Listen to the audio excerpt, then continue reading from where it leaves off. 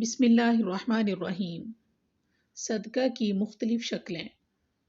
رسول اللہ صلی اللہ علیہ وسلم نے ارشاد فرمایا، نمبر 1، اپنے بھائی کے سامنے تمہارا مسکرانا تمہارے لیے صدقہ ہے۔